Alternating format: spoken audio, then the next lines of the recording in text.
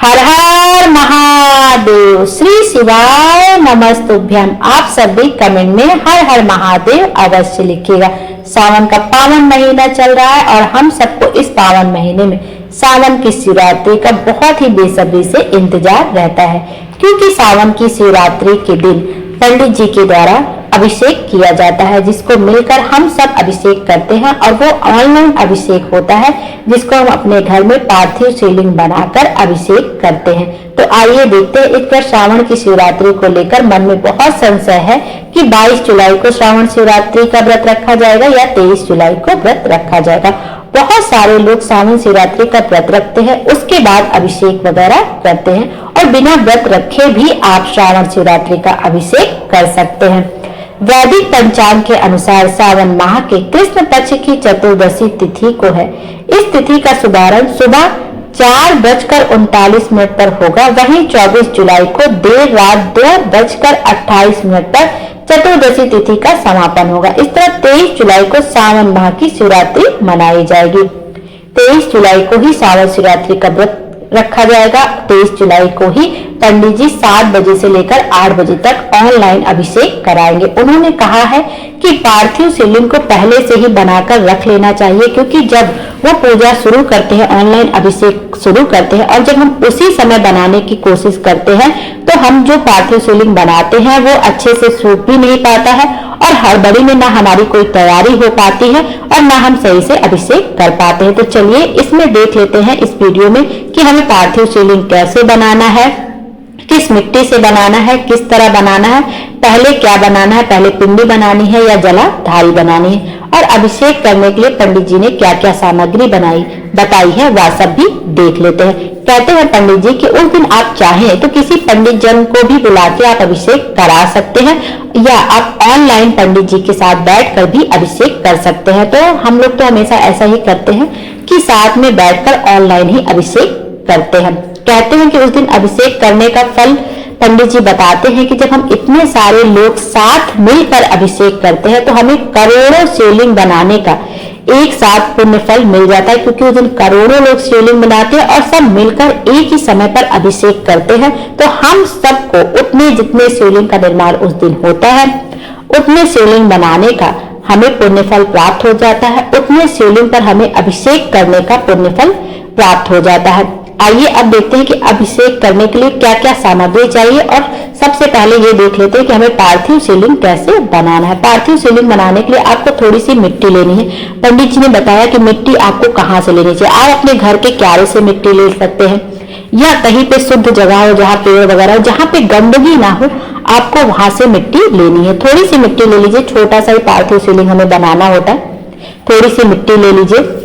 अब उस मिट्टी को आपको लाकर करना क्या है कि उसको सबसे पहले आपको उस मिट्टी को अपने घर में उस मिट्टी का सींचन करना। आप चाहे जब भी मिट्टी लेके आए, जैसे 23 तारीख को बुधवार के दिन सावन की शिवरात्रि है, तो आप 22 तारीख को ला सकते हैं, 21 तारीख को, या जब भी आपको मौका मिले आपको मिट्टी लाकर रख लीजिए। शुद्ध मिट्टी होनी चाहिए। उस पर जल का सींचन करना। आप चाहें तो गंगा जल हो आपके घर में, जल से सींचन कर दीजिए, यमुना जी का जल हो उससे सींचन कर दीजिए, किसी भी नदी, पवित्र नदी का जल हो आप उससे सींचन कर दीजिए। यदि कोई पवित्र नदी का जल भी नहीं है, मान लीजिए आपके यहाँ नहीं है, तो आप क्या करिए, उस पानी में थोड़ा सा इत्र मिला लीजिए, उससे सींचन कर दीजिए।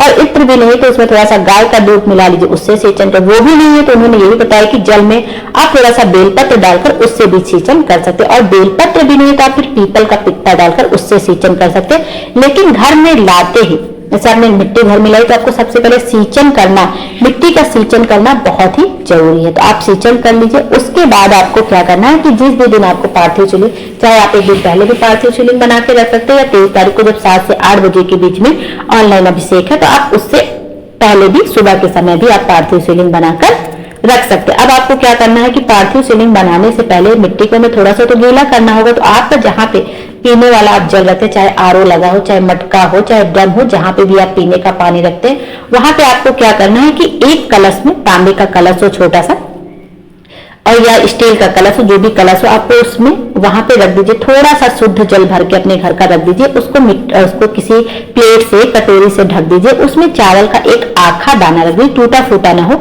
आखा दाना रख दीजिए। आप उसको क्या करिए, थोड़ी देर रखा रहने दीजिए, कम से कम आधे घंटे, 15 मिनट, 20 मिनट, 2 घंटा, 3 घंटा, जितनी देर भी चाहे आप वहां पे पानी को रखा रहने दीजिए। फिर आपको उसी जल से मिट्टी को गीला करना है। इस बात को याद रखना है कि उसी जल से हमें मिट्टी को गीला करना है, क्योंकि हम पार्थिव शिवलिंग बनाने जा रहे हैं और पार्थिव शिवलिंग बनाने के लिए हमें खुद को भी पवित्र होना चाहिए और जल को भी पवित्र रखना चाहिए। पंडित जी बताते हैं कि जैसे जो मटका या जल के पास जो हम पात्र रखते हैं उसमें क्या होता है, माँ अन्नपूर्णा का भाव आ जाता है, माँ लक्ष्मी का भाव आ जाता है उस जल में। और जब हम उस जल को मिट्टी में मिलाते हैं तो वो मिट्टी पवित्र हो जाती है, पार्थिव शिवलिंग बनाने के योग्य हो जाती है, इसलिए उस जल को मिलाया जाता है। सबसे पहले आपको मिट्टी, जब आपको अपने घर में मिट्टी लानी है तो जल को आपको छींटा दे देना, आप किसी भी जल से दे सकते हैं। दूसरा आपको क्या करना, मटके के पास किसी भी पात्र में, किसी भी कलश में, थोड़े से लोटे में जल भरना है, उसके पर एक प्लेट में आखा दाना चावल है और उसी से जब आप पार्थिव शिवलिंग बनाने लगे तो मिट्टी को आपको गीला करना है। फिर आप कोई प्लेट ले लीजिए या थाली ले लीजिए जिसमें भी आपको पार्थिव शिवलिंग बनाना है। फिर आपको क्या करना, उसके नीचे एक बेलपत्र रखनी है, तभी आपको पार्थिव शिवलिंग उसके ऊपर रखना है।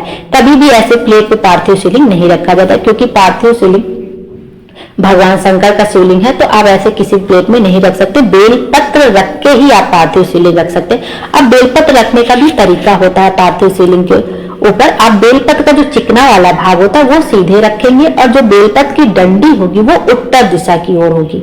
जिधर भी उत्तर दिशा होगी बेलपत्र की डंडी उत्तर दिशा की होगी और चिकने की ओर आपका पार्थिव शिवलिंग रखा जाएगा। अब सबसे पहले आपको मिट्टी को आपने थोड़ा सा गीला कर लिया। अब जो मिट्टी आपने गीली की उससे सबसे पहले आप पिंडी बनाएंगे। जो पार्थिव शिवलिंग की पिंडी होती है सबसे पहले वो बनाई जाती है, कभी भी जलाधारी पहले नहीं बनाई जाती। ऐसा पंडित जी ने बताया है कि सबसे पहले आपको पिंडी बना लेनी, छोटी सी आप पिंडी बना लीजिए, हाथ से ऐसे गोल गोल करेंगे।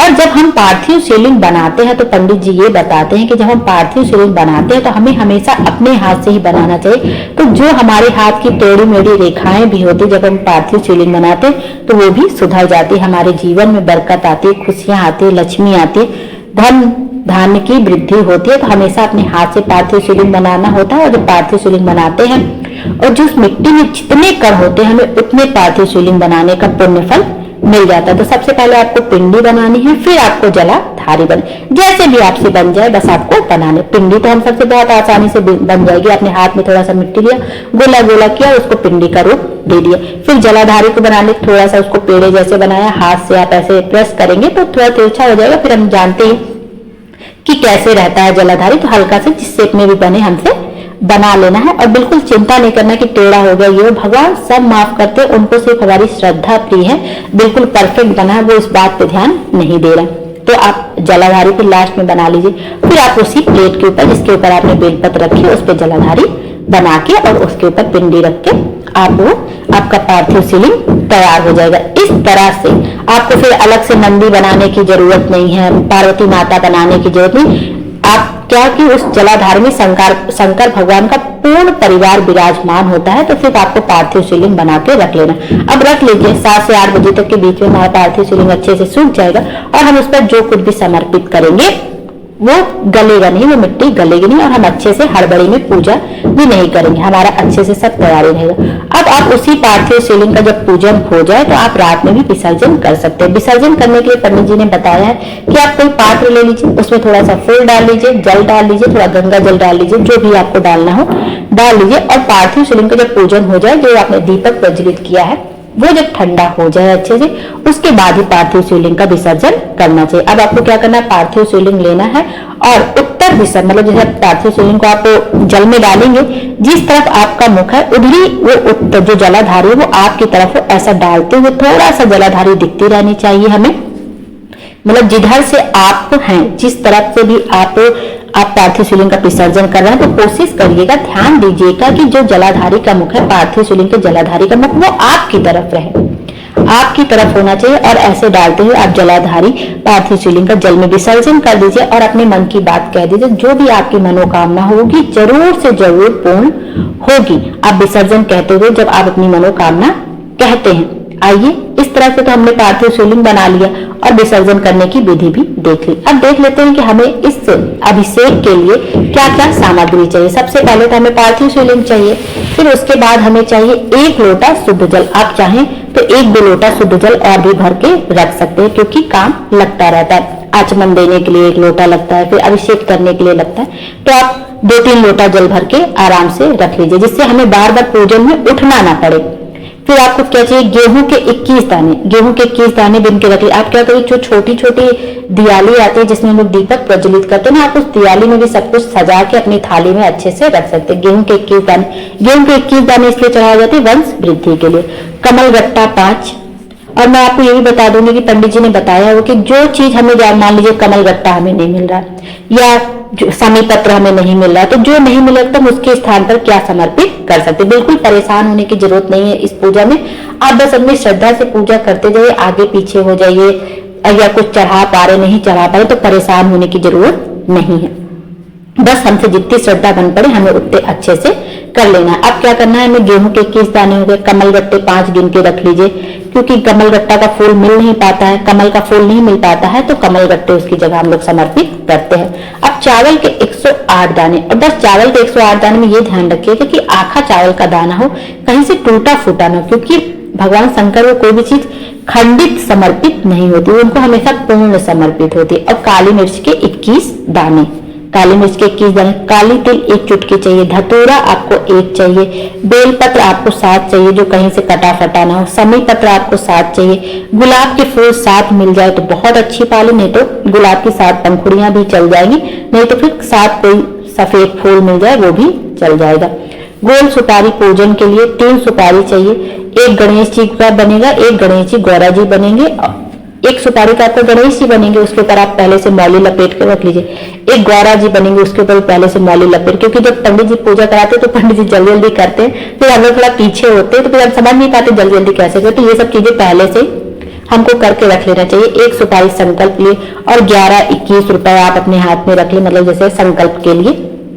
जनेऊ का 2 जोड़ा चाहिए, 1 गणेश जी के लिए, 1 शंकर भगवान के लिए। देसी घी का 2 दिया चाहिए, 1 दिया जो आपका अखंड जलता रहेगा और 1 आपको आरती उतारने के लिए। फल 5 ले लीजिए, कोई भी फल जो मौसमी फल हो आप 5 ले, केला हो गया, कुछ भी जो मिले, आम हो गया, जो भी मिल जाए मौसमी फल आप वो ले सकते हैं। मिठाई प्रसाद जो भी हम अपने घर में बना ले बहुत अच्छी बात है, बाजार से आपको लेना है तो बाजार ले सकते हो, आपको कुछ ना मिल रहा है तो गुड़ चीनी कुछ का भी आप भोग लगा सकते हो, लेकिन भोग जरूर लगाना। इत्र ले लेना, छोटी सी डिब्बी इत्र की मिल जाता है मार्केट में। पीला चंदन, चाहे घिसने वाला मिले चाहे डिब्बी वाला मिले, जो भी मिले ले लो।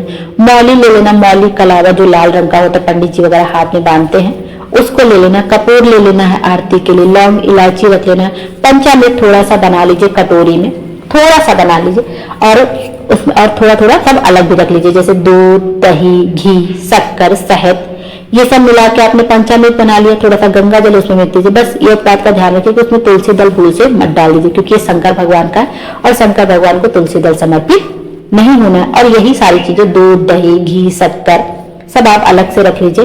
और अबीर ले लीजिए, गुलाल ले लीजिए, फिर धूप बत्ती रख लीजिए, माचिस रख लीजिए, पान का पत्ता रख लीजिए, मेहंदी रख लीजिए, हल्दी की गांठ या पीसी हल्दी जो भी हो रख लीजिए। इतनी सारी चीजें पंडित जी ने बताई हैं, हमें इतनी सारी चीज रखनी ही चाहिए। और पार्थिव शिवलिंग पहले से बनाकर तैयार करके रख लेना। और मान लीजिए इनमें से हमें कोई सामग्री नहीं मिल रही है, तब हम क्या करेंगे, तो हम अक्षत के दाने एक्स्ट्रा करके रखेंगे, जो 108 दाने वो तो रखेंगे, और थोड़ा अक्षत कटोरे में भी करके रख लें। और मान लीजिए जो चीज हमें नहीं मिला, मान लीजिए हमारे पास कमल गट्टा 5 कम है, तो हम क्या करेंगे, जब पंडित जी बोलेंगे 5 कमल गट्टा समर्पित कर दीजिए, तो हम लोग क्या करेंगे, 5 आखे चावल के दाने लेके कमल गट्टा के भाव से वो समर्पित कर देंगे।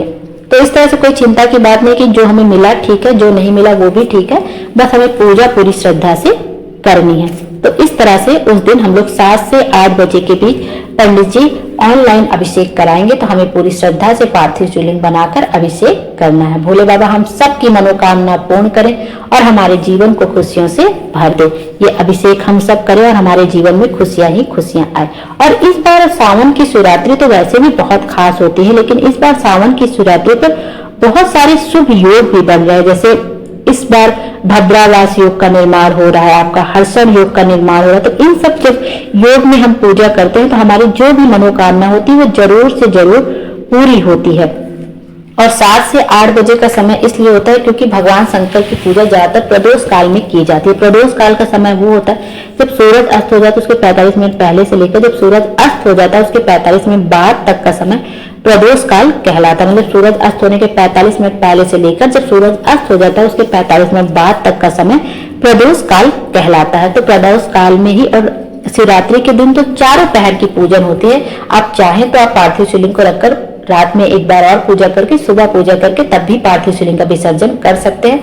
लेकिन जैसे आप पंडित जी जैसे पूरा पूजा करा रहे तो 7 से 8 बजे के बाद पूजन कर लीजिए और जब आपका दीपक ठंडा हो जाए तब आप उसको विसर्जन भी उसी दिन कर सकते हैं। फिर प्रसाद वगैरह बांट दीजिए, आरती कर लीजिए, जैसे भी पूजन ऑनलाइन जैसे होता है। और कुछ छूट जाए तो इतना परेशान होने की जरूरत नहीं कि हमसे ये हो गया वो हो गया, कुछ परेशान होने की जरूरत नहीं। जो भी आप समर्पित करिए श्री शिवाय नमस्तुभ्यम, नमः शिवाय, ओम नमः शिवाय बोलते हुए सब समर्पित करिए। पंडित जी ने कहा है कि कोई दिक्कत की बात नहीं कि आपको नहीं मिल पाया तो आप परेशान हो रहे, जो छूट जाए, जो आपके पास है, जो आपको आराम से मिल जाए। घर में सबके पेड़ पौधे लगे रहते हैं, उस क्यारी में से आप थोड़ी सी मिट्टी ले लीजिए, उसको शुद्ध जल से छिड़काव कर लीजिए, पार्थिव शिवलिंग बना लीजिए और सच्चे दिल से पूजन करिए। और कहते हैं कि पार्थिव शिवलिंग बनाकर सावन की शिवरात्रि में, जो हर सावन की शिवरात्रि में पार्थिव शिवलिंग बनाकर पूजन अर्चना करते हैं उसकी मनोकामना जरूर से जरूर पूर्ण होती है और उसके घर में हमेशा धन वृद्धि होती रहती, सुख समृद्धि बढ़ती ही रहती है। भोले बाबा हम सब की मनोकामना पूर्ण करें और हमारे जीवन को खुशियों से भर दे। Thank you.